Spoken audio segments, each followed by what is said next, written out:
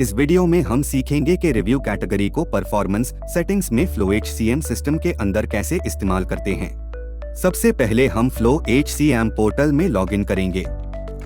Login करने के बाद हमें डैशबोर्ड नजर आएगा। ऊपर दिए गए मेन्यू से परफॉर्मेंस मॉड्यूल पर क्लिक करें।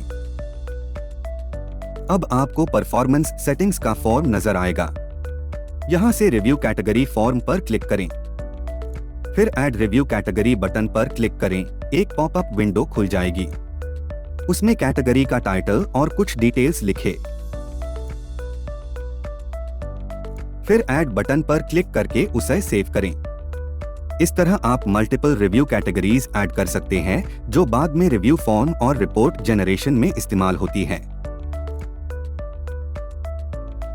सिस्टम सारी एडेड रिव्यू कैटेगरीज की लिस्ट आपको ग्रिड में दिखाएगा।